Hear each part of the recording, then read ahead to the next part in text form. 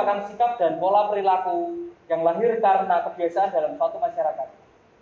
Seperti yang kita tahu, pandemi COVID-19 menjadi katalisator pergerakan budaya yang ada di dunia. Lantas, apakah pandemi COVID-19 ini sudah bisa dikatakan sebagai budaya baru? Saya Abed sebagai host dari CCS Talk Show. Ini dia budaya pandemi.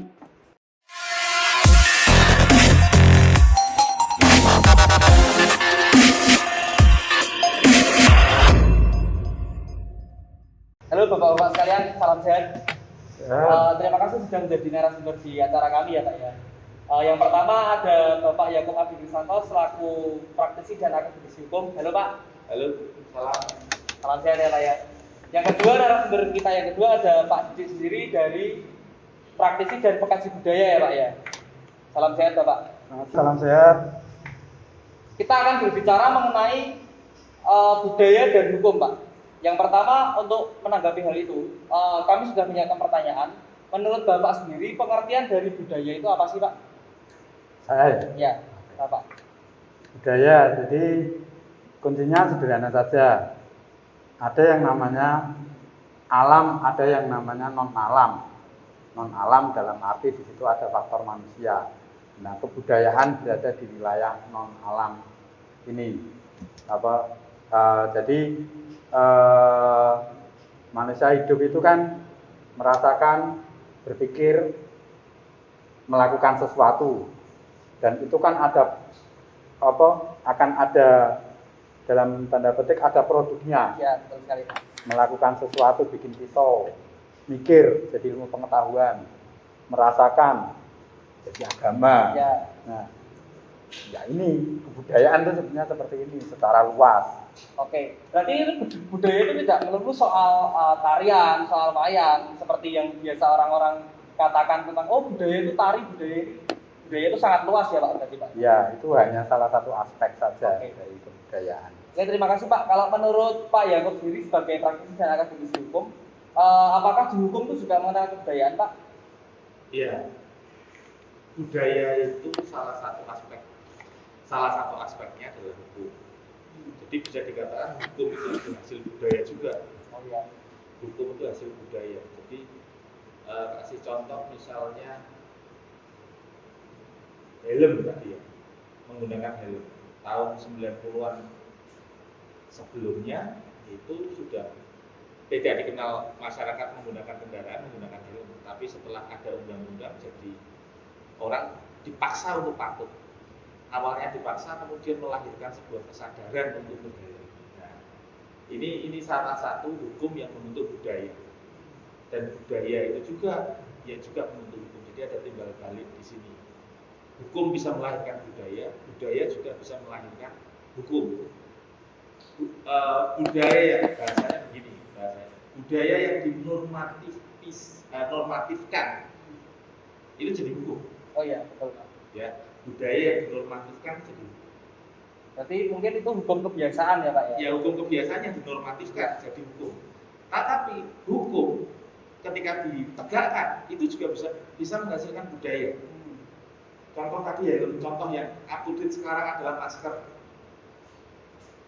Ada aturan untuk selalu menggunakan masker ya, disebut dengan protokol kesehatan. Mau tidak mau, budaya kita sekarang apa? Menggunakan masker. Ya, seperti itu Mas kira-kira. Jadi hukum itu salah satu aspek dari budaya. Karena budaya baik hukum itu ada karena manusia. Oh, jadi di mana ada manusia pasti terdapat budaya dan hukum ya Pak? Iya, seperti itu. Oke, baik, terima kasih atas jawabannya Pak. Kita masuk ke pertanyaan selanjutnya. Bagaimana sih Pak cara untuk melestarikan kebudayaan Pak menurut Bapak Didik sendiri? Dalam hal ini kebudayaan yang baik tentunya ya Pak ya. Pinter nih, belajar dari pengalaman. Gini, jadi kebudayaan itu kan proses yang panjang. Ya. Jadi begini, saya mengistilahkan hukum itu kodifikasi dari kebudayaan. Di satu sisi, karena di sisi lain hukum juga akan memunculkan kebudayaan. Nah, kebudayaan tertentu itu semacam kodifikasi informal dari sebuah praktek hidup panjang sekali. Nah, jadi ketika kita berbicara tentang pelestarian kebudayaan gitu ya, yang baik, kebudayaan yang yang baik. Kalau menurut saya kuncinya itu gini, manusia itu kan tidak pasif. ya, Misalnya saya adalah pengampu kebudayaan tertentu. Tentu saja kebudayaan itu ada kan karena kepentingan tertentu. ya, Jadi ketika sebuah kebudayaan tertentu nampaknya seperti mau hilang seperti itu, orang-orang yang sebetulnya terakomodir kepentingannya oleh kebudayaan seperti ini, tentu saja mereka akan bereaksi. Jadi sebetulnya pelestarian kebudayaan, dan di sisi lain kenapa kebudayaan menjadi kemudian kemungkinan terancam keberlangsungannya, kan karena ada sesuatu. Misalnya lagi-lagi ada kepentingan yang mereka merasa kepentingan mereka tidak sesuai, tidak terakomodir oleh kebudayaan ini. Jadi sebenarnya yang terjadi sebetulnya ya pertarungan kepentingan dalam hal ini. oh ya Pak.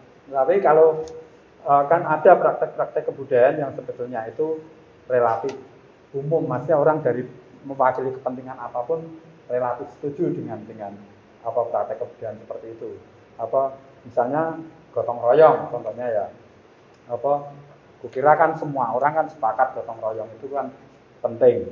Nah, di masyarakat urban, apalagi urban yang sudah benar-benar urban, misalnya di kota-kota besar seperti itu kan situasi membuat bukan mereka itu tidak pengen lagi gotong royong, situasi hidup tidak cukup memungkinkan mereka untuk bergotong royong.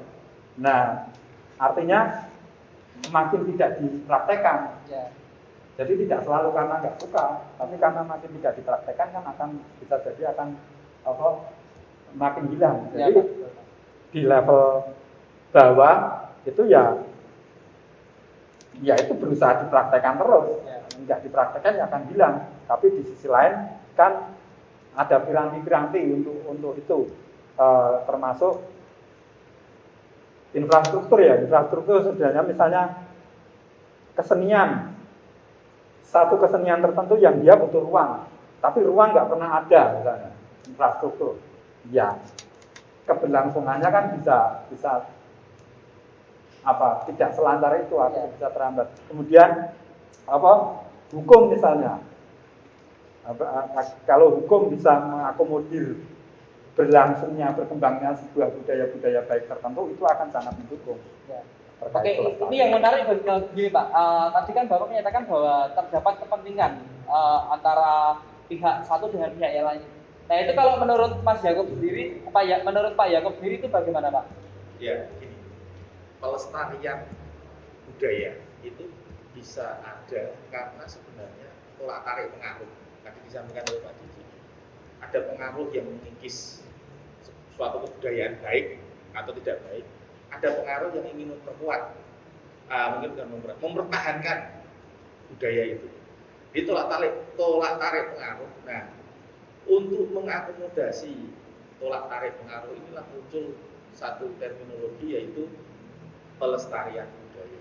Pelestarian budaya itu berarti secara implisit mengandung adanya keterancaman terhadap budaya sehingga butuh dilestarikan agar terjadi perlindungan untuk kesinambungan suatu budaya. Jadi pada dasarnya memang budaya itu wajib dilestarikan dan kita harus melakukan effort untuk itu ya Pak ya, supaya tetap terjaga ya. Ya tidak hanya dilestarikan, dikembangkan. Ya. Kan kalau dilestarikan aja kan nanti jadinya kan kita cuma nguri-nguri. Apalagi untuk konteksnya kan kebudayaan di waktu lampau. Kebudayaan ya harus punya orientasi berkembang. Karena keadaannya kan berubah. Jadi dapat disimpulkan bahwa dalam keadaan apapun, bagaimana yang kita tahu bahwa kita sekarang sedang dalam pandemi COVID-19, itu tidak membuat kita untuk tidak berkembang. Artinya budaya itu tetap harus dilestarikan, budaya itu tetap harus dikembangkan, karena hakikatnya adalah di mana ada manusia pasti terdapat budaya dan terdapat hukum.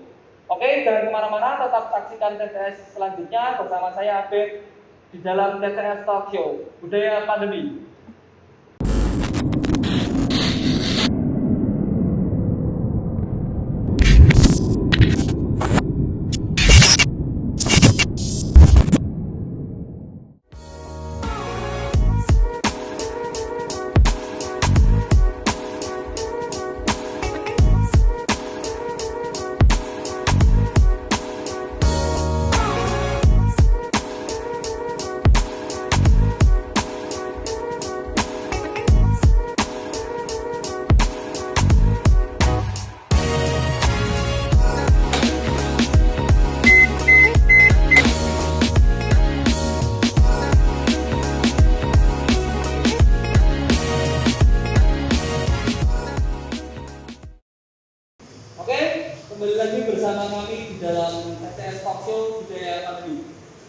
Bapak-bapak masih semangat Pak? Masih. Oke, di dalam pertanyaan yang selanjutnya mungkin akan saya lemparkan kepada Bapak yang langsung terkait karya ya Pak ya. Dalam hal ini mungkin turunan dari budaya. Bagaimanakah tata cara mendaftarkan hak kekayaan intelektual dan bagaimana permasalahannya Pak? Ya, kalau bicara tata cara hak kekayaan intelektual itu ada dua. Yang pertama ada hak kekayaan intelektual yang stelsel pendaftaran asing dalam pengertian begini. Misalnya seperti karya buku sebagai hak cipta. Itu tanpa didaftarkan pun sebenarnya itu sudah memiliki hak cipta. Tetapi kalau misalnya itu berkaitan dengan hak merek atau hak industri, maka itu harus didaftarkan. Jadi penemu, inventor itu harus mendaftarkan, dan itu ada mekanismenya, prosedurnya. Dalam hal ini ke Kemenkumham. Dalam konteks budaya sebenarnya ini butuh membangun kesadaran dulu di tingkat seniman.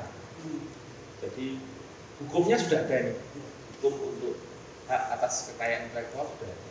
Tetapi kesadaran bagi seniman atau pelaku budaya itu yang belum ada. Karena ketika seorang seniman itu pada hakikatnya dia hanya berkarya. Karyanya diapresiasi atau tidak itu masalah lain. Tapi yang penting dia berkarya. Jadi seni murni ya Pak? Ya, jadi yang penting dia berkarya. Masyarakat mau mengapresiasi ya bersyukur, artinya itu diterima. Kalau tidak ya saya akan terus berkarya, memperbaiki diri. Nah di titik ini hukumnya sudah ada. Bagaimana seniman itu dibimbing atau didorong agar karya-karyanya ini bisa didaftarkan untuk mendapatkan perlindungan. Nah ini yang sebenarnya tugasnya siapa? Pemerintah daerah, pemerintah pusat. Dia harusnya apakah di kementerian yang membawahi kebudayaan ataukah siapa sebenarnya? Tetapi membangun kesadaran bagi seniman ini yang agak membutuhkan energi khusus. Sosialisasinya ya? Sosialisasinya, mendorong, atau mungkin dari pihak pemerintah proaktif atau dari lembaga-lembaga swadaya masyarakat membantu melakukan asistensi. Ini karya ini bagus, ayo dilindungi. Misalnya seni instalasi, misalnya itu seni tari misalnya, ini karya ini bagus. Memang belum diperform, tetapi ini punya potensi yang bagus. Ayo didaftarkan dulu sebelum nanti muncul yang baru yang mungkin tidak menjiplak, tapi namanya ide itu kan bisa di titik tertentu bisa sama. Ya ini yang seniman harus punya kesadaran untuk mendaftarkan hasil karyanya. Nah ini yang jadi menarik, menurut Pak Yakob sendiri kan mungkin ada beberapa, tidak semua ya Pak ya, ada beberapa seniman yang dalam tanda kutip tidak tahu caranya untuk melindungi karyanya nih Pak. Kalau dari Bapak sendiri selaku budayawan, apakah dari teman-teman untuk cara mendaftarkan hak perlindungan terhadap suatu karya itu sudah diketahui atau bagaimana Pak? Atau memang ya sudah niatnya kami cuma berkarya, sisanya diserahkan ke masyarakat seperti itu Pak? Kalau ya sepanjang pemahaman saya, sepanjang pengetahuan saya, sejauh seberapa luas kenalan saya ya, jadi kan kalau pemahaman mengenai karya seni kayak gitu ya, ada yang namanya hak cipta dan segala macam itu tentu kita semuanya sudah tahu. Tetapi apakah bagi sementara orang bagi mereka adalah penting untuk dikerjakan, itu kan beda lagi. Karena kan ya saya kan tidak terlalu banyak kenal seniman yang benar-benar profesional, yang artinya seniman aktivitas keseniannya itu sudah. Kalau di Salatiga, iya Kak, sebagian besar kan kita kan sebetulnya kan masih cukup banyak kan itu kan hobi, syukur-syukur jadi duit kan begitu. Jadi titik di mana kebutuhan tentang pelindungan hak cipta itu belum sedemikian terasa seperti itu, karena kan tak pikir, tapi Pak Yakub kan jauh lebih tahu. Kukira kan salah satu dasar pemikiran, salah satu alasan nyata kenapa hal-hal seperti itu menjadi penting kan karena kan ada dimensi industri dalam seperti ini. Jadi kalau yang kita bicarakan misalnya Salatiga, misalnya musik seperti itu. Kalau industri musik di Salatiga belum cukup berkembang, ya kebutuhan akan seperti itu, kira kan belum akan terlalu muncul. Nah, kalau dari saya yang menarik seperti ini Pak, Salatiga itu sebagaimana yang kita tahu kan kita punya begitu banyak potensi sebetulnya. Nah, sedangkan yang namanya seni itu untuk masalah nilai ekonomisnya tidak ada patokan resmi kan Pak ya. Nah, bagaimana sih kebudayaan di Salatiga ini yang saya rasa penghargaan terhadap seni itu kurang Pak? Itu menurut dari sudut pandang Bapak sebagai budaya seperti apa ya Pak? Sebentar, ya tidak juga Mas, maksudnya kamu tanya semua orang Salatiga seneng dengerin musik, seneng semua. Ya, beberapa teman dari komunitas musik sendiri, terutama yang memang tujuannya untuk komersial, keluhannya mereka adalah kurangnya apresiasi gitu loh Pak, dalam hal mungkin dari segi sektor ekonomisnya. Nah itu kan berarti kebudayaan Pak, Salatiga memiliki kebudayaan kurang menghargai seni dalam hal nilai ekonomis nih. Kalau menurut Bapak sendiri bagaimana? Ya itu tadi ya saya bilang ini kan industri. Jadi kan kalau sudah industri kan ini kan jadi omongannya jadi kemana-mana. Maksudnya misalnya ngomong musik ya, orang kan pengen jadi musisi profesional yang hebat dalam arti itu bisa jadi bisnis itu pergi ke Jakarta kan seperti itu. Jadi kan kalau teman-teman bermusik di Jakarta, cara berpikirnya akan beda lagi. Industri musik itu sudah di depan mata benar-benar, tinggal kita caranya buka pintu gimana. Nah kalau di Salatiga itu kan sesuatu yang sangat jauh sebetulnya. Jadi baik bagi pelaku maupun bagi penikmatnya. Jadi kukira kan seperti itu. Jadi kan kalau yang jenengan sampaikan itu kan adalah apresiasi secara komersial. Misalnya gimana? Misalnya saya bikin album gitu, terus saya sebarkan di Salatiga, yang beli kurang misalnya seperti itu. Ya mungkin seperti itu Pak. Jadi memang sudah ada segmen sendiri ya di Salatiga untuk mengejar mungkin ke arah komersialnya memang lebih ada kota yang memungkinkan. Mungkin Bapak dan ada semacam hal-hal yang kurang asik sebetulnya. Saya katakan tadi, kalau kita ngomong industri, bahkan sebenarnya ngomong kebudayaan, ini kan apa-apa kan ini kan kota besar aja apa-apa kan Jakarta. Lawang pandemi saja berita yang kita lihat dari berita Jakarta. Musik, kamu kan musik. Ya, saya berpikir orang mana? Orang Tulungagung sana tahu kamu musik, kamu kan enggak. Ya. Tapi musisi yang kamu lihat di TV semua orang tahu, dan itu semuanya kan di Jakarta. Jadi kan karya saya bagus misalnya, karya musik saya bagus misalnya. Tapi hanya karena saya tidak bertumbuh di Jakarta, apresiasi orang kan bisa beda lagi. Makanya istilah artis dan bukan artis kan kayak gitu. Jadi kalau digali lebih jauh, akhirnya ngomongin kenapa apresiasi terhadap kebudayaan di Salatiga dalam konteks contoh-contoh seperti itu kurang bagus. Ini pembicaraan besar tentang bagaimana makna dari musik bagus itu seperti apa itu kan sudah ditentukan pusat-pusat kebudayaan besar ya, Jakarta sana. Masalahnya kan seperti itu. Mungkin saran Pak Bapak sebagai budaya memberikan satu final statement terhadap permasalahan ini untuk kita yang memang pengen karyanya atau pengen industri musiknya atau pergerakannya maju, ada saran mungkin Bapak sebagai budaya yang bisa dikatakan cukup lama berkecimpung di bidangnya Pak? Kalau saran saya gini, satu, ini yang paling utama dalam konteks senian ya, seniman lah kayak gitu. Kita berkarya saja. nggak perlu punya pretensi macam-macam, nggak perlu pretensi jadi aku pengen jadi pelukis terkenal, aku pengen jadi musisi sangat laku, aku pengen jadi berkarya saja. Jadi bersih. Jadi kita nggak akan mikir macam-macam. Itu kan satu. Terus yang kedua, ya ini nyun sewu Salatiga itu kota kecil. Cukup umum kota kecil itu kita sadar atau tidak itu kita mengalami perasaan semacam rendah diri.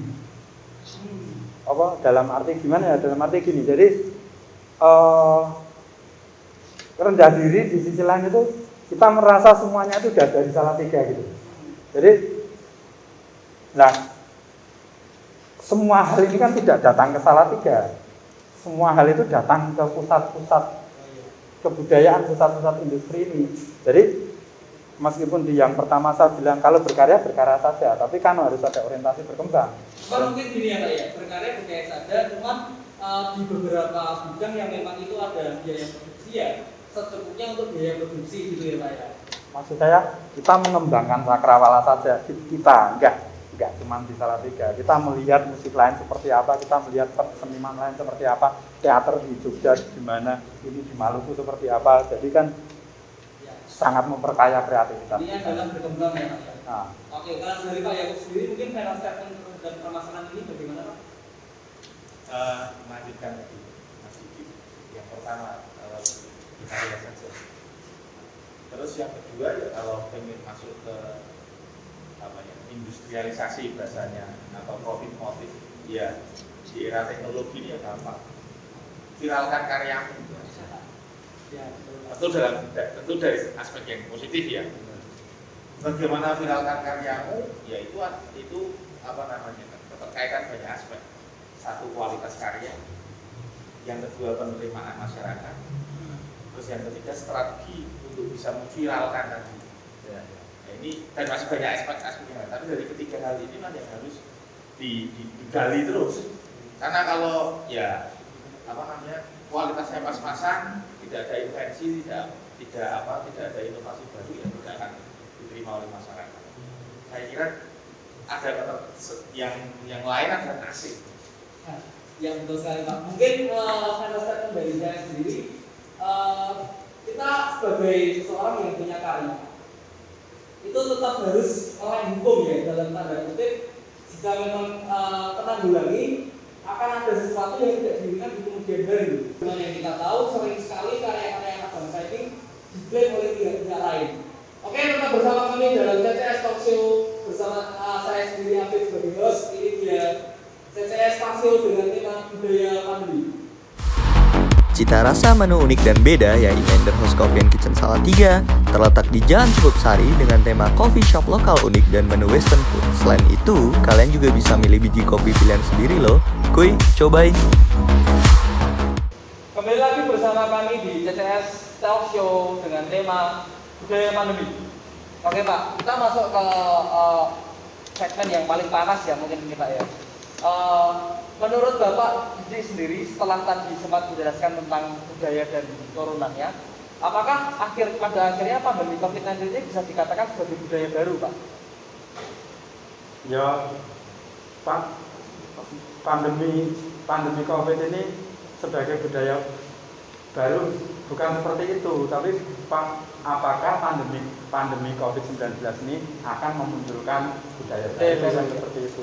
Ya menurut saya iya dalam arti baik budaya baik maupun budaya kurang baik, iya itu kan akan terjadi karena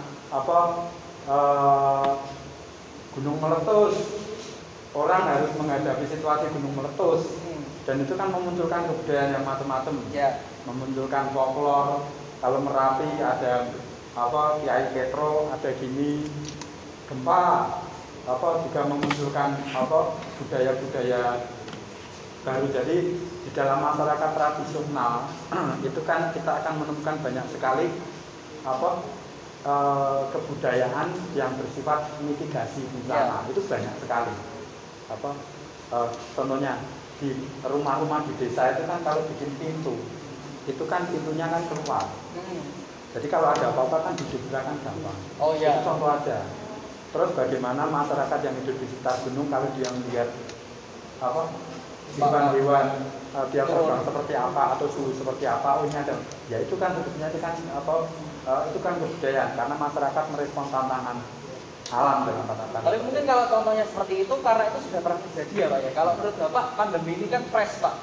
Kalau itu perilaku adaptasinya yang seperti Bapak contohkan seperti hewan turun ke bawah, kebiasaan hewan turun ke bawah itu berarti akan ditandakan gunung meletus. Misalnya seperti itu Pak. Pintu dibikin keluar supaya kalau terjadi gempa bumi kita tinggal dobrak saja. Nah, kalau menurut Bapak sejauh ini apa sih yang sudah dilakukan dalam penanggulangan terhadap bencana COVID-19 ini, Pak? Masyarakat atau pemerintahnya? Dua-duanya, Pak. Kalau dari segi masyarakat, kalau menurut saya itu kan agak sayang, maksudnya Indonesia itu kan sebetulnya kan ya tidak cuma Indonesia, di mana-mana itu kan kita itu kan sebenarnya kan masyarakat tradisional awalnya. Tapi kalau di Eropa dari masyarakat tradisional menjadi masyarakat modern itu kan sebuah proses yang linier dan transisinya jelas sekali. Nah, Indonesia tidak seperti itu. Modernisasi di Indonesia itu kan sebenarnya kan datang dari masyarakat yang kita sebut barat. Ya. Dalam situasi masyarakat Indonesia masih relatif tradisional. Jadi ada kejutan besar. Penyesuaian harus terjadi sementara sifat dari yang namanya modernitas itu kan semuanya cepat. Jadi masyarakat kan harus merespon yang datang sekarang, merespon ini belum selesai, sudah ada yang datang lagi. Jadi sebenarnya cepat. Nah, salah satu efeknya itu kan sebenarnya itu kan mengikis insting tradisional kita yang lama. Bagaimana kita sebenarnya sudah cukup tertempa untuk menghadapi tantangan hidup. Digoncangkan oleh arus dari yang namanya modernitas ini. Jadi, nah, pandemi itu kan datang dalam konteks seperti itu. Kalau orang Jawa ya, maaf saudara Jawa, itu kan ada yang namanya pagebluk. Ya. Jadi kita punya istilah dan pasti ini tidak hanya istilah, kita pasti juga membangun pengetahuan seputar ini. Tetapi konsepsi masyarakat tentang kesehatan kan juga berubah ini. Ya. Konsepsi masyarakat tentang kesehatan zaman dulu itu adalah begini. Sekarang kan sudah berubah sekali. Nah, banyak sekali hal-hal yang sifatnya menjadi tidak pasti, sesuatu yang sudah mapan terombak lagi ya, Pak. Ya, dan kemudian pandemi ini muncul. Jadi kalau menurut saya istilahnya itu praktek-praktek kebudayaan seperti apa yang sifatnya baru yang muncul, saya belum cukup melihat dalam konteks signifikan gitu ya. Tapi yang saya melihat misalnya sebetulnya kan revitalisasi kebudayaan tradisional yang kemudian misalnya gotong royong, itu kan jadi menguat lagi, seperti itu. Kemudian zaman dulu di rumah-rumah itu kan ada tempat air. Karena kalau orang pergi itu dia membawa berbagai macam kotoran, dia cuci tangan masuk ke rumah. Sekarang kan muncul lagi. Jadi yang saya lihat itu revitalisasi, pementingan kembali sesuatu yang sudah lampau dan revival sesuatu yang sebenarnya sudah mulai hilang kemudian muncul lagi. Tetapi dalam konteks baru saya belum cukup melihat ya. Masker itu sesuatu yang baru, tetapi kalau itu tidak diinisiasi oleh pemerintah, apakah tidak ada. Jadi itu kan bukan proses dari masyarakat ya. Kalau dari pemerintah budaya tidak bertanggung jawab itu tidak ngurusin masyarakatnya. Ini yang menarik ini Pak. Ya iya toh, kan kelihatan sekali pemerintah kan tidak tahu harus ngapain. Saya tak kasih contoh ya. Iya Pak. Puskesmas itu ya. Puskesmas itu sudah punya yang namanya tim reaksi cepat. Tidak dalam konteks pandemi. Puskesmas itu selalu punya tim reaksi cepat ketika wabah datang. Itu akan segera dibentuk. Tapi maksudnya institusinya, prosedur-prosedurnya mereka semuanya ada, termasuk supporting macam-macam. Nah begitu pandemi terjadi, ini kan segera diaktifkan. Jadi itu kan semuanya sudah dilakukan. Ada tim gugus tugas COVID, ada tim reguler seperti itu, dan mereka sudah berusaha melakukan banyak hal terkait dengan pandemi. Tapi kan itu kan semuanya kemudian mental dalam di level pengambil kebijakan baik daerah maupun nasional. Ya. Jadi ngomongin pemerintah ngapain? Kalau menurut saya sampai saat ini ya belum ngapa-ngapain. Kalau dalam konteks budaya apa yang dibangun pemerintah, nggak ada budaya baru. Ini budaya lama bahwa pemerintah tidak memperdulikan rakyatnya, itu budaya lama. Oke, yang menarik begini Pak, salah satu seniman dari Salatiga itu pernah mengeluarkan pandemi COVID-19 itu tidak merusak sistem. Pandemi COVID-19 itu memperlihatkan sistem asli dari Indonesia. Apakah Bapak setuju Pak? Setuju. Ada merusaknya juga, teman. Maksudnya kan sistem yang eksis ini kan tidak bisa berfungsi maksimal. Jadi kan ada destruksinya terhadap sistem yang eksis ini. Tapi di sisi lain itu benar sekali, itu bukan cuma Indonesia, itu sebetulnya secara dunia. Kan saya tidak mau ngomong sistem ini misalnya namanya apa gitu. Tapi ini kan sistem ekonomi, sistem politik, tapi kan sistem politik itu kan sebetulnya kan melayani kebutuhan ekonomi. Jadi kita bilang aja sistem ekonomi. Itu kan sangat mengerikan. Nggak ada pandemi aja, lihat kerusakan lingkungan yang luar biasa, lihat kemiskinan yang luar biasa. Itu contoh aja. Lihat berbagai macam penyakit baru yang muncul, ya kan. Nah, satu. Terus kemudian bencana datang. Kan kelihatan secara global sistem ini ternyata tidak mampu merespon bencana. Ya ini lumayan. Yang lebih mengerikan itu sistem yang eksis sekarang ini itu tidak hanya tidak mampu merespon situasi krisis, tapi sistem ini kan menciptakan krisis. Itu bisa ngelupain. Jadi tidak memberikan solusi gitu Pak menurut Bapak? Ya gimana kamu yang membuat krisisnya, kamu mau bikin solusi gimana? Kamu membakar rumah terus kamu disuruh solusi bagaimana memadamkannya? Yang bikin Oke, mungkin ini akan lebih menarik jika ada sudut pandang dari hukumnya ya. Kalau menurut Pak Yakub sendiri nih Pak, bagaimana yang kita tahu, hukum itu ditujukan untuk masyarakat, dan di dalam hukum itu pasti harus ada 3 tujuan hukum, yaitu kepastian, kemanfaatan, dan keadilan bagi masyarakat. Menurut Bapak sendiri, kebijakan yang dikeluarkan oleh pemerintah dalam hal ini untuk penanggulangan pandemi COVID-19 sudah memenuhi unsur-unsur tersebut Pak? Kalau bicara unsur dari peristiwa ini 3 tentang hukum, kita tuh masih konvensional, masih bicara kepastian, masih bicara ketertiban. Tetapi kalau di masa pandemi sebenarnya yang harus didorong keluar itu adalah kemanfaatan. Apakah hukum yang termanifestasi dalam sebuah aturan-aturan yang dibuat oleh negara itu bermanfaat buat masyarakat atau tidak? Jadi ya, ini bukan dalam konteks pengikut mazhab utilitarianisme ya. Karena kalau mengikut mazhab utilitarianisme akan bilang manfaat yang baik itu adalah yang memberikan manfaat yang sebesar-besarnya bagi kelompok masyarakat. Tidak seperti itu. Karena kalau seperti itu akan muncul ketidakadilan. Tapi betul-betul manfaat itu bisa dirasakan seluruh masyarakat.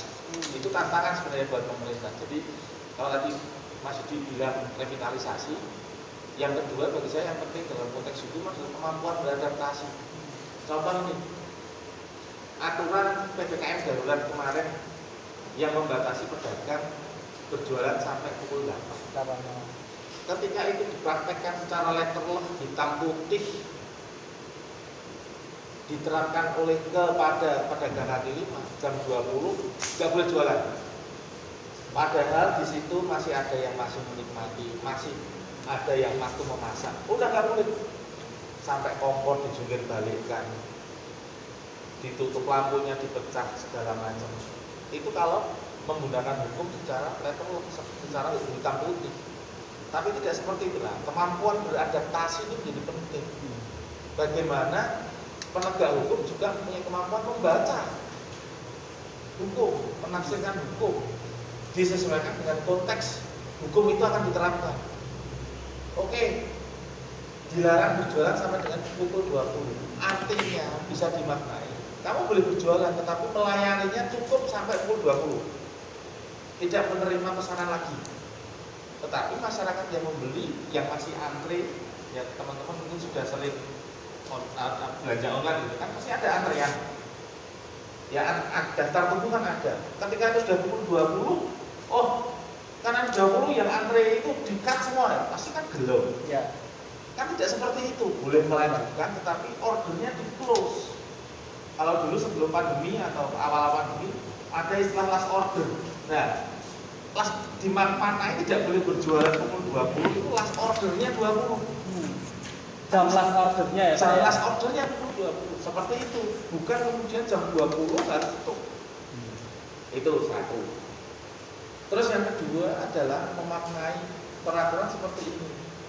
Kenapa penegakannya hanya untuk malam hari?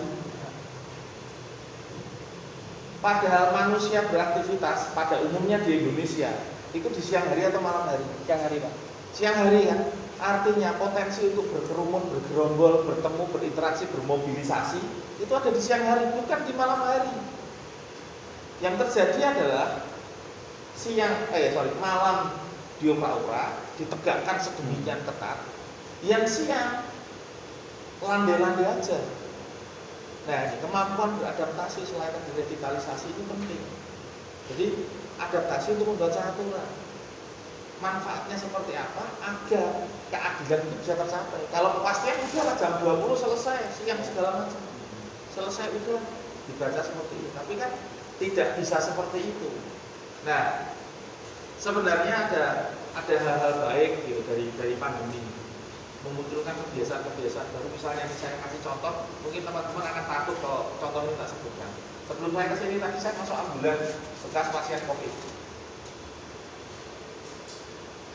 Setelah saya keluar dari ambulans, saya otomatis setelah tamu pergi karena harus mengambil oksigen, otomatis saya menyemprot seluruh ini dengan hand sanitizer. Zaman sebelum pandemi boro-boro melakukan seperti itu. Apalagi orang dasarnya kemprov gitu kan. Sekarang nggak bisa, sekemprov-kemprofnya ketika kita bicara virus COVID-19, cuci tangan, nyemprot hand sanitizer, itu kan, itu kesadaran. Nah, dalam berhukum sebenarnya akan berdaya guna dan berhasil guna ketika hukum itu bisa melahirkan kesadaran terhadap masyarakat. Selama hukum itu tidak mampu melahirkan kesadaran masyarakat, aturan apapun tidak akan berguna. Itu yang terjadi ketika misalnya Mas Didi ngasih contoh masker, tadi kan dari atas ke bawah, sifatnya top down. Karena apa? Kesadarannya belum terbentuk, sudah terbentuk tapi di sebagian masyarakat, apalagi muncul hoax. Oh, virus itu enggak bla bla bla bla. Padahal itu sangat penting kan. Kenapa tidak sadar masyarakat? Karena tidak terinformasi dengan baik.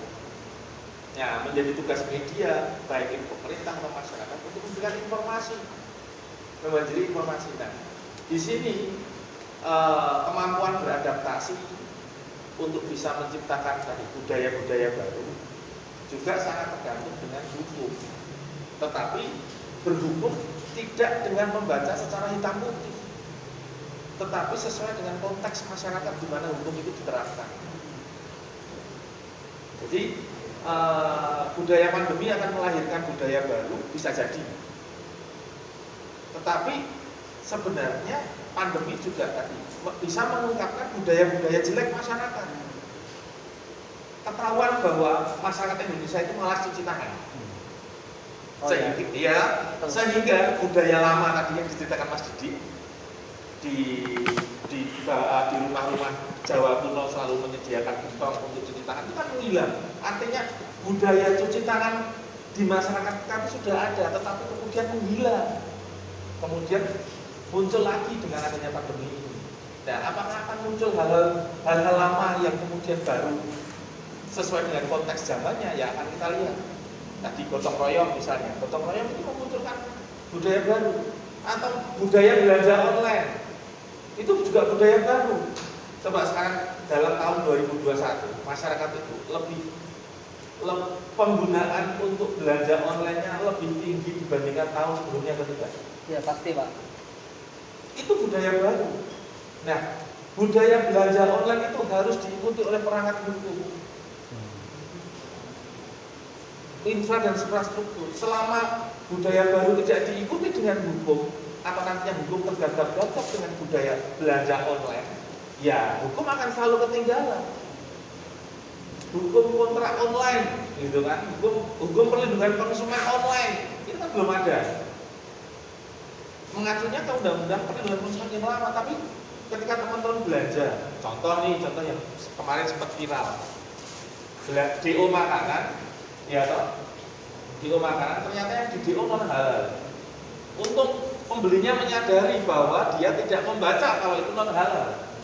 Nah kalau kemudian pembelinya yang nakal, penjualnya yang nakal, itu tahu penjual produk non halal, tidak diberitahu tetap dijual. Itu perlindungan bagi pembelinya seperti apa? Jadi fungsi hukum ada di bagian-bagian tersebut ya Pak ya? Fungsi hukum sebenarnya tadi hukum juga harus cepat beradaptasi, Mas. Jadi apa kemampuan beradaptasi di seluruh aspek kehidupan, termasuk hukum. Nah, teman-teman yang belajar hukum tahu bahwa di mana ada masyarakat di mana ada masyarakat di situ ada hukum. Artinya hukum selalu ada di belakang.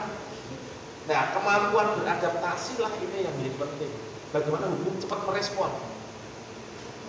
Hukum cepat merespon terhadap perubahan-perubahan yang terjadi di masyarakat. Tadi contohnya belanja online. Perangkat hukum kita nggak siap. Nah, itu seperti apa? Nah, itu jadi tantangan orang hukum. Terima kasih. Nah, yang menarik gini nih Pak, balik ke Pak Didi lagi Pak. Tadi Pak Yako sudah menyatakan bahwa hukum ini harus selalu mengikuti perkembangan zaman Pak ya. Nah, menurut Bapak apakah hukum yang ditetapkan pemerintah dalam hal ini untuk mengikuti perkembangan dalam hal ini pandemi COVID-19 itu sudah sebagaimana mestinya Pak? Sebagai mungkin sudut pandang Pak Didi sendiri Pak. Karena saya senang ikuti hukum, tapi saya bukan pengkaji hukum, bukan praktisi hukum. Jadi secara paling teknis gitu saya kurang paham produk-produk hukum apa yang muncul di masa pandemi, baik tidak ada kaitannya dengan pandemi maupun itu justru dibikin terkait dengan pandemi itu saya kurang nangkap ya. Tapi cuman kan saya ingat pandemi sudah mulai tinggi itu, pembatasan kan sudah mulai macam-macam. Pemerintah kan mengeluarkan undang-undang Omnibus Law yang menjadi kontroversi besar sekali. Ya, saya agak baca soal materi-materinya, dan kalau menurut saya pribadi itu kan sangat bertentangan dengan kepentingan orang banyak. Nah, itu kan contoh saja. Dan kemudian relevansinya apa? Apalagi di masa seperti itu. Urgensinya juga mungkin ya Pak. Jadi kan seperti itu. Itu kan contoh saja. Terus ya kukira akan ada hukum. Kan pemerintah kan lucu. Pemerintah kan sukanya kan menyelinapkan hukum-hukum yang kontroversial, dan masyarakat nggak tahu loh. Ternyata ada hukum seperti ini, sialan aku nggak tahu. Tapi udah jadi kan sering gitu. Terus pandemi ini bagi Pak Yakub ini penting ini diawasi terus ini, biar pemerintah maupun DPR nggak ngawur bikin hukum ini tuh, mumpung masyarakat lagi pusing pandemi, kita telusupkan terus nih ya hukum, produk-produk hukum yang kontroversial ya. Terus yang benar-benar terkait dengan pandemi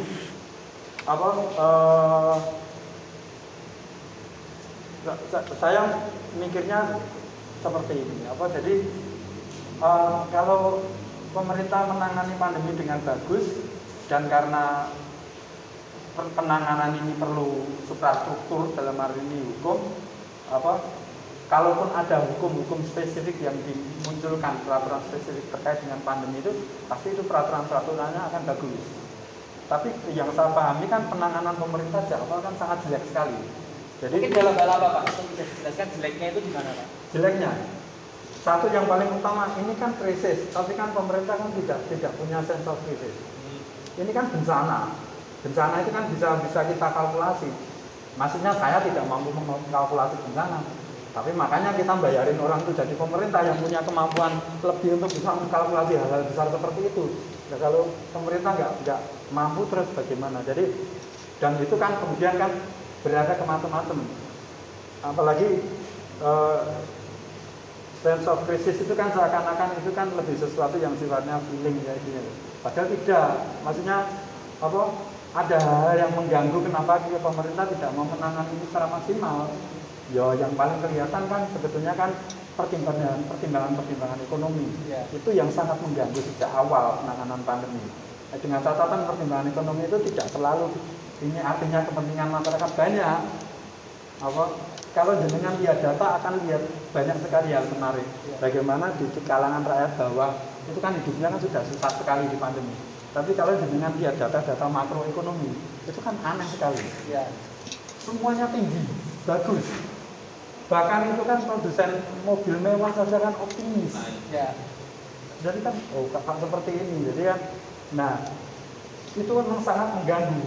Jadi banyak sekali contoh-contohnya bagaimana penanganan wabah yang harusnya diselesaikan terutama dengan pertimbangan-pertimbangan ilmu pengendalian wabah terutama, tetapi itu kan jadi dikompromikan dengan kepentingan-kepentingan yang lain. Nah itu kan apa? Lah situasi yang seperti ini saya bayangkan kira-kira, contohnya saja apa Pak Yakob sudah ngasih contoh apa PPKM itu kan produk hukum Pak ya. PPKM saja kasusnya seperti itu. Apa kalau aturan bagus ya mungkin masyarakat akan masalah di masyarakat kalau aturan bagus itu kan adalah kesadaran menginternalisir aturan itu. Tapi mungkin kan bukan masalah kesadaran lagi. Ini masalah ini enggak pas ini kalau kayak gini. Apa? Nah, jadi ya seperti itu. Nah, gini Pak, yang menarik yang tadi saya sempat jadi menarik perhatian saya adalah masyarakat dalam hal ini sudah membayar orang-orang yang berkompeten pada bidangnya, dalam hal ini wakil rakyat yaitu DPR Pak. Kemarin sempat ada isu di mana DPR minta privilege. Mereka menyatakan bahwa DPR harus mendapat penanganan COVID yang diutamakan. Bapak sudah tak dengan konsep seperti itu Pak? Masa itu harus tanya yang sudah nggak setuju saya. Tapi itu kan bahwa kita tahu semua orang tidak setuju dengan permintaan seperti itu kan satu hal. Tapi itu kan penting juga kita nangkap ini menginformasikan apa. Ini kan menginformasikan betapa ngerinya yang namanya orang-orang yang memegang kendali apa kebijakan seperti itu memahami pandemi seperti ini. Apa kan tidak masuk akal itu. Ya kan, jadi dan itu di berbagai sektor seperti itu. Ya makanya nggak terjadi sampai sekarang. Apa mungkin contoh lainnya kayak ini ya Pak, bagaimana yang kita tahu Salatiga ini kan termasuk kota yang penurunan mobilitasnya itu tinggi. Nah, apakah dengan menurunnya mobilitas itu berbanding lurus dengan menurunnya COVID itu kan juga saya rasa juga tidak ya Pak ya. Nah, kebijakan yang kedua ada lagi tentang pemadaman lampu di malam hari. Nah itu mungkin dari sudut pandang Pak Yakob dulu sebagai akademisi dan praktisi hukum itu bagaimana Pak? Ya. Apakah itu diperlukan masyarakat atau bagaimana Pak? Sebenarnya kalau mobilitas, apalagi di era modern, sebenarnya mobilitas itu kan menjadi salah satu kunci perkembangan masyarakat. Ketika itu dibatasi, itu ada pengorbanan. Nah, pertanyaannya adalah apakah pengorbanan masyarakat itu diimbangi dengan pemenuhan tanggung jawab oleh negara? Itu pertanyaan yang menggantung yang harus dijawab oleh negara. Kalau hanya dilihat mobilitas saja untuk mengurangi pergeseran warga, oke. Dengan pembatasan yang ketat itu pun auto berkurang. Ya, dengan pembatasan. Apalagi pembatasan itu sangat ketat, rigid, sangat kaku, betul-betul nyaris lockdown. Itu pasti tidak ada mobilitas. Tadi pertanyaannya adalah ketika mobilitas itu turun, angka COVID juga turun, angka jumlah positif COVID juga turun. Menurut saya mungkin kalau melihat data per sekarang itu signifikan, tapi kalau bagi saya tidak signifikan. Kenapa itu Pak? Karena ada faktor-faktor lain. Faktor-faktor lain adalah tadi yang saya sampaikan. Siang hari, coba lihat di pasar tradisional, orang masih berkumpul di pasar-pasar tradisional. Apakah dengan demikian dijawab dengan menutup pasar tradisional? Oh tidak. Harusnya ya negara hadir di pasar tradisional untuk selalu mengingatkan, baik sifatnya informasi atau sifatnya menghadirkan sosok penegak hukum di sana untuk selalu mengingatkan. Tapi kemudian kenapa negara, pemerintah lebih fokus pada malam hari? Salah satunya dengan pemadaman lampu. Apakah dengan pemadaman lampu itu kemudian mobilitas turun? Ya bisa jadi. Tetapi itu juga tidak akan efektif dalam jangka waktu yang relatif lama. 2 hari ini, 2, 3 atau 1 minggu ini, orang tetap jalan. Tidak ada LPGU dimatikan, asal kendaraan bermotor jalan tetap hidup, selesai kok. Karena mobilitas itu sebuah kebutuhan. Ya. Dan manusia bukan larang ketika kemudian lampu dimatikan, orang tidak bergerak. Ya, Tidak seperti ya. itu. Kalau teman-teman mahasiswa, lampu dimatikan tetapi minimarket tetap ada sampai buka jam 8, dimatikan jam 7. Aku butuh hidrokoko, butuh susu ultra, butuh biskuit, ya tetap butuh rokok, ya tetap akan ke minimarket. Mau lampu mati kayak apa? Atau galon habis, ya tetap ke minimarket. Itu jadi lampu dimatikan itu salah satu ikhtiar, tapi apakah memang seperti itu? Coba aspek keselamatan lain dijawab, mungkin akan jawab tidak ada kecelakaan lampu matikan. Tetapi yang utama di sini adalah penegakan hukum yang berkeadilan. Tadi sudah diceritakan, kalau yang malam hari sudah oke, orang mesti patuh. Yang siang hari, pasar-pasar tradisional, jalan-jalan utama, toko-toko yang buka siang hari, itu apakah diawasi oleh negara? Sedangkan di malam hari, PKL makanan itu begitu sangat diawasi, bahkan ada yang bersifat represif. Nah, yang menarik itu Pak,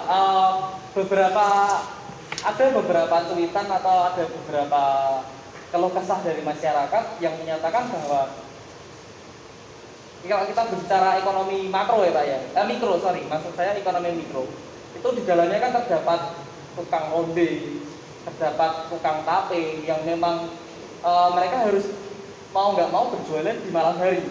Ronde di siang hari kan pasti panas Pak. Orang jualan tape nggak masuk ke kampung, terus mereka mau jalan di jalan raya pun juga tidak ada pembeli Pak. Nah itu sedangkan mereka bukanya nunggu toko tutup, baru buka sudah ditindak. Itu bagaimana Pak? Mungkin bisa dimulai dari Pak Yakub dulu Pak.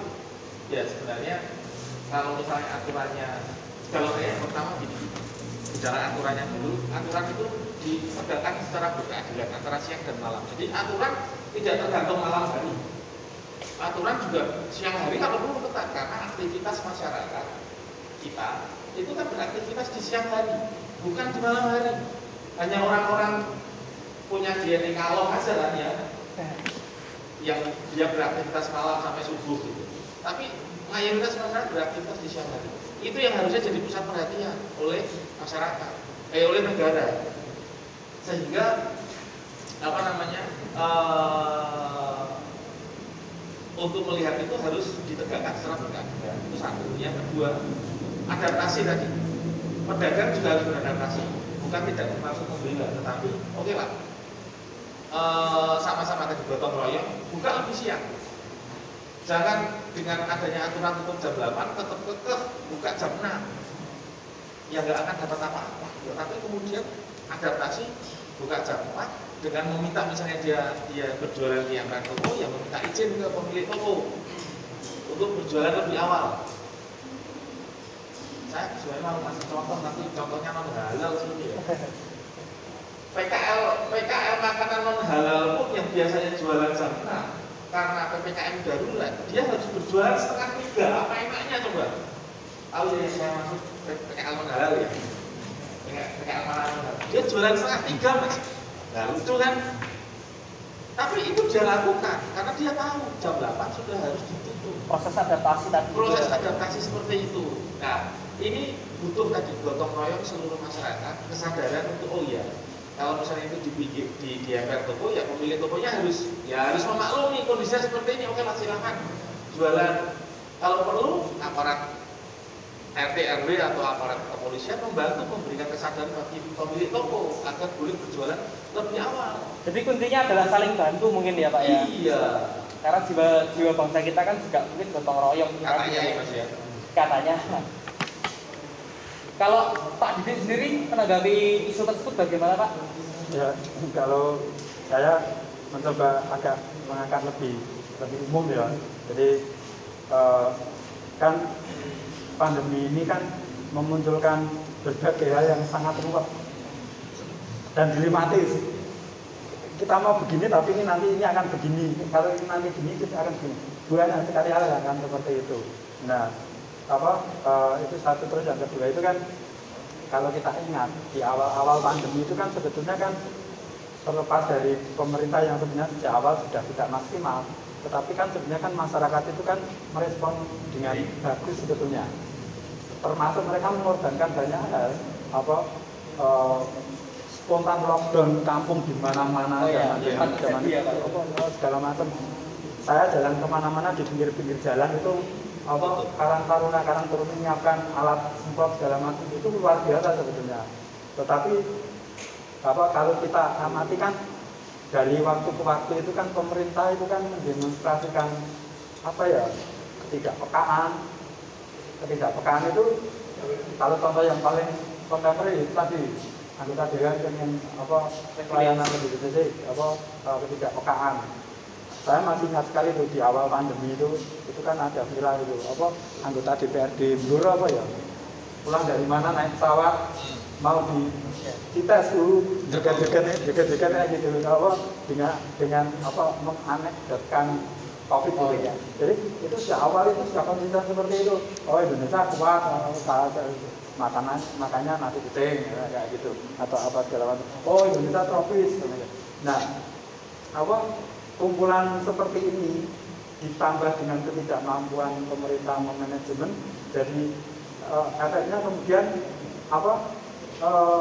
bagi masyarakat itu, aku kan setuju dengan Mas Yakub. Ini kan bisa dibikin begini, tapi sekarang itu masyarakat ini kan pikirannya, loh kok ngomong aku, kamu kan nyuruh aku gini ya, kamu sendiri gimana, ini gimana, itu ngerasa dia ini nggak konsisten, lah kok tutup, lah kok dia buka, aku kok nggak boleh pergi, kok dia boleh pergi. Jadi situasinya sudah sampai di titik seperti itu. Jadi ya ada peluangnya. Ini kan bola pertama itu kan memang pemerintah yang harus menggiring ini. Harus ada perubahan drastis dari attitude sampai macam-macam. Kalau itu enggak berjalan akan sangat susah karena kepentingannya tabrakan terus. Tabrakan. Yaitu bagiku ini masyarakat sudah cukup diberi tuntutan untuk harus sadar itu harus gini itu sudah cukup. Sekarang ini masyarakat itu mau menari-nari telanjang nggak pakai masker itu aku udah bisa maklumi. Terus terlalu berat, walaupun 2 tahun. Pemerintah ini tidak mau mengatakan. Oke, mungkin gini Pak, dari Pak Yakub sendiri, silakan untuk memberikan final statement Pak terkait isu tersebut dan pembicaraan kita pada hari ini. Ya, menghadapi pandemi yang diprediksi masih akan lama, konsistensi dan rasa persatuan. Konsistensi dalam pengertian bahwa pemerintah itu harus konsisten dalam mengambil kebijakan, dan pemerintah juga menginisiasi agar bisa mendorong potensi-potensi persatuan-kesatuan dalam bentuk gotong royong ini semakin menguat, karena sebenarnya pemerintah sendiri sudah keteteran untuk menghadapi pandemi ini. Nah, masyarakatlah yang harus didorong untuk bisa berdaya. Pemerintah yang memfasilitasi agar tetap ada ketertiban, tetap ada kepastian, tetap ada keadilan. Itu ada di pemerintah, di pundak pemerintah. Jadi apa yang sudah dikorbankan oleh masyarakat jangan hanya menjadi sebuah pengorbanan yang sia-sia. Dalam hal ini pemerintah harus mengapresiasi dengan dikatakan oleh Mas Didi, merubah attitude, attitude lama yang tidak sesuai dengan adaptasi pandemi itu harus dihilangkan, kalau perlu ya dipotong, sehingga adaptasi yang mencakup seluruh aspek kehidupan itu bisa berjalan dengan baik. Oke, terima kasih atas final statementnya Pak. Mungkin dari Pak Didin selanjutnya satu final statement atas pembicaraan kita pada hari ini. Ya, pertama dalam level pemerintah, meskipun ini keterlanjuran sebenarnya kan sudah luar biasa. Di titik yang kita mau mengurai kembali ini bagaimana itu sudah sangat susah. Tetapi kita jangan fatalis, jangan pesimis. Ada sejumlah hal yang sebenarnya pemerintah kan masih bisa untuk menggenjotnya, baik di level kesehatan maupun di level ekonomi. Itu sebetulnya masih banyak hal yang perlu bisa dilakukan. Maksud saya di level kesehatan itu pemerintah mengembalikan realnya, menangani pandemi harus secara ilmu pandemi, dan harus memahami bahwa ekonomi ini adalah dampak nyata dari pandemi, dan itu juga harus ditangani dengan benar. Dan sebetulnya kalau kita ngomong teori, jalan-jalan itu kan ada. Nah, tapi pemerintah sudah menunjukkan bahwa mereka kan sebetulnya kan bukan hanya tidak mampu, tapi tidak mau.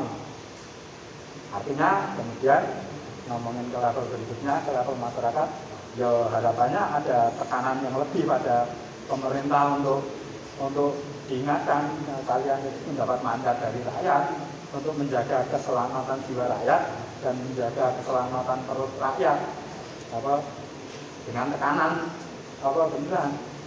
Terus yang ketiga, ya kita orang kan mendapatkan sesuatu yang baik kan bisa dari hal yang tidak baik. Salah satunya ini kan peluang kita sebagai manusia untuk benar-benar menjadi sadar kita itu siapa sih ini. Kita itu hidup itu buat apa? Tujuannya itu apa? Itu kan penting sekali. Jadi kan peduli kan menjadi sangat penting di situasi seperti ini. Peduli. Jadi terus yang terakhir, pandemi ini sesuatu yang luar biasa besar, skalanya global, hampir semua negara mengalaminya, yang mati sudah sekian banyak, dampaknya di sektor mana saja ini sudah menjadi krisis multidimensi global, pasti ini mengubah banyak hal. Ya kalau saya, ya kita siap saja. Kira-kira ini akan ada apa? Kita harus siap. Oke, mungkin dengan disampaikannya final statement dari dua narasumber kita menandakan akhir dari pembicaraan kita dalam CCS Talk Show dengan tema Hukum Budaya Pandemi. Semoga keadaan ini tidak hanya lekas membaik, tidak hanya kembali seperti semula, tapi kita tetap bisa beradaptasi ya. Tetap jaga kesehatan, tetap patuhi protokol kesehatan. Bersama saya sendiri Abel sebagai host dari CTS Talk Show mengucapkan terima kasih dan salam sehat. Terima kasih Pak. Terima kasih.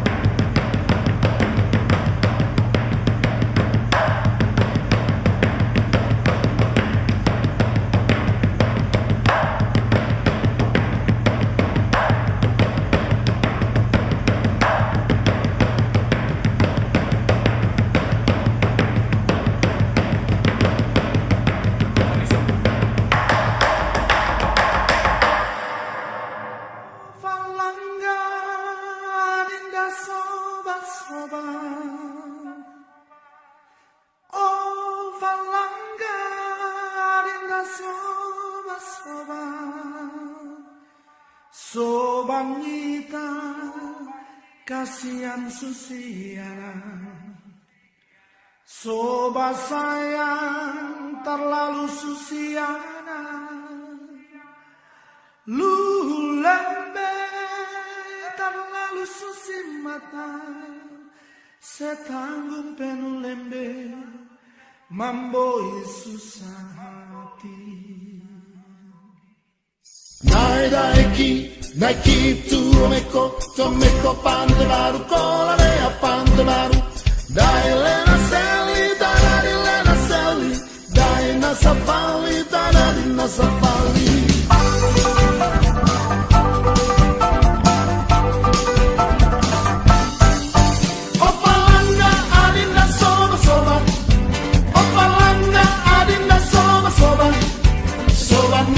Kasihan Susiana Soba sayang terlalu Susiana Lu lembe terlalu susi mata Setanggung penuh lembe Mamboi susah hati Daiki tu meko pante baru Kolarea pante baru Dai lena seli Tadadi lena seli Dai nasafali Tadadi nasafali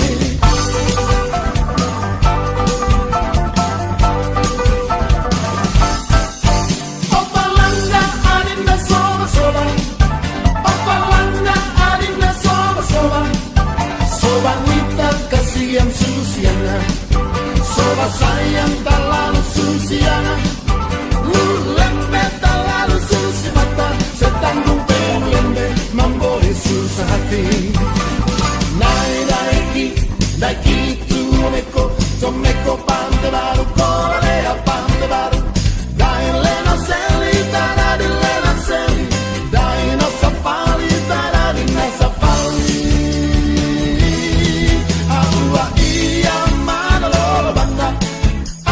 Soda, iya au tak tahu mana lolo banda awa pali dua lebuat teraso Fobaka pali awa patunga dea na kami imana lolo banda sapi binaka bete malgino oikina iya tunga pai mana lolo banda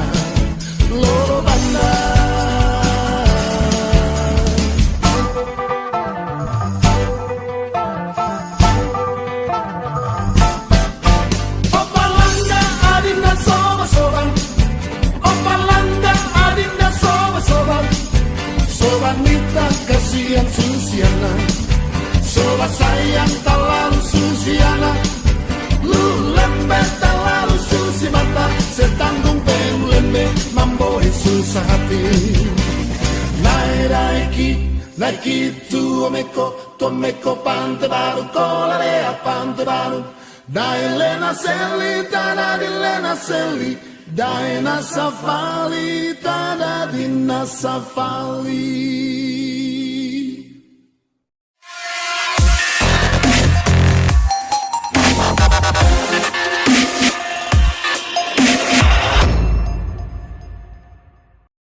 Oke teman-teman, kembali lagi di TCS Talk Show dengan tema keberagaman di UTSW. Nah, setelah kita dengar sharing-sharing dengan bapak-bapak yang berkompeten di bidangnya, kali ini kita kedatangan teman-teman dari admin. Di sini saya Christian Senang Simanjuta sebagai host. Oke, bapak-bapak dari teman-teman admin, mungkin bisa perkenalan dulu dari masing-masing adminnya. Kenalkan, nama saya Wandes dari Etnis Toraja dari PKMSD. Mungkin kakak-kakak ikut. Perkenalkan, nama saya Sanuluman, saya dari Ikmasdi. Ikmasdi kepanjangannya adalah Ikatan Keluarga Mahasiswa dan Siswa Timur Desa Salatiga. Oke, nih kan kalian udah pakai pakaian yang dari khas daerahnya nih. Mungkin teman-teman dari etnis bisa jelasin dikit filosofi dari pakaian yang udah kalian pakai pada hari ini. Nah, untuk pakaian yang saya pakai ini disebut pakaian adat dari Toraja. Untuk baju disebut Pak Tanun, dan ini ada Kandore, ada Manikata, Manikrara, ada Ambero, ada Sakti, dan ada tidak. Terima kasih kakak-kakak PKMS. Mungkin bisa dilanjut ke kakak-kakak Ikmasti. Untuk pakaian alat sendiri dari Ikmasti, ini adalah pakaian alat NPT khususnya perempuan dari daerah Pulau Rote. Nah, ini ada perhiasannya, ada bulan bintang, ini biasa disebut dari bahasa daerahnya di sana itu bulan molik yang berarti bulan bintang. Terus ada yang ini selendang, dan ini adalah sarung. Oke, teman-teman, kita kan kemarin sudah melihat tarian-tarian dari teman-teman etnis sendiri. Mungkin bisa dijelasin sedikit gak Kak? Apa itu makna tariannya? Mungkin Untuk tarian dari Toraja disebut Pak Gelu. Nah, Pak Gelu sendiri memiliki arti yaitu menari dengan riang gembira.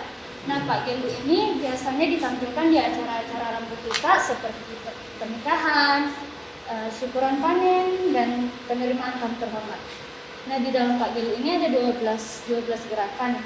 Nah, beberapa di antaranya itu ada Pak Gelu tua, ada hormat di awal Pak Gelu, di mana gerakannya tunduk, lalu hormat kepada Sang Maha Kuasa, kepada tamu-tamu yang ada. Lalu ada Pak Dena, ada Pak Tulengken, dan ada penggirikan tangkar. Nah, seperti itu. berarti banyak sekali makna-makna dari setiap tarian yang ditampilkan ya. Iya, Kak. Teman-teman dari Ikmasti mungkin bisa dijelasin sedikit makna tariannya. Untuk tariannya itu kemarin adalah tarian Ovalanga. Tarian Ovalanga sendiri ini memiliki arti yaitu kapal atau perahu. Terus yang satunya itu artinya itu kepala. Jadi artinya dari Ovalanga itu adalah perahu kepala. Nah, tarian ini menceritakan tentang sejarah di mana waktu penjajahan di NTT. Waktu itu dari bangsa Jepang sendiri mereka pergi ke Pulau Rote untuk mengambil laki-laki di sana untuk dibawa ke Kupang untuk melakukan kerja paksa. Nah, setelah sampai di sana, laki-laki ini mereka rindu dengan keluarga mereka, istri mereka dan anaknya, sehingga mereka membuat satu tarian, yaitu tarian Ovalanga ini. Oke, menarik banget ya teman-teman. Ternyata setiap budaya dan etnis yang ada di PSIP punya maknanya tersendiri dalam tarian-tariannya. Nah, teman-teman, kan kita tahu nih sekarang lagi masuk PPKM. Semua kegiatan dibatasin. Nah, dari teman-teman etnis sendiri mungkin apa dampak yang PPKM ini bikin untuk kegiatan etnis-etnis di teman-teman? Kalau misalnya dari PPKM sendiri itu PPKM itu cukup berdampak, terutama untuk kegiatan kita, upacara Rambung Solo, upacara kematian untuk adat kita. Jadi biasanya itu kita mengadakan upacaranya itu sekitar 2 minggu. Tapi karena kegiatan PPKM ini beberapa ritual itu kita padatkan gitu. Kemudian untuk masyarakatnya sendiri itu dibatasi juga. Jadi dari diusahain itu dari setiap keluarga itu bisa mewakili gitu. Berarti PPKM ini bikin kegiatan adat jadi terbatasi orang-orangnya. Ya, sangat terbatas. Mungkin teman-teman Ikmasti gimana? Dari Ikmasti sendiri mirip dengan era yang dialami oleh keluarga dari PPKM sendiri ini, membuat banyak kegiatan budaya yang tertunda. Misalnya seperti acara-acara adat yang dilakukan, seperti acara adat di NTT sendiri itu kalau ada pernikahan itu selalu ada tarian dan sebagainya. Dengan adanya PPKM ini, kegiatan-kegiatan tersebut diterapkan sehingga acara tidak berjalan. Jadi teman-teman, dari penjelasan teman-teman etnis terlihat jelas sekali bahwa PPKM saat ini sangat berdampak bukan hanya di masyarakat ekonomi, bahkan di kegiatan-kegiatan etnis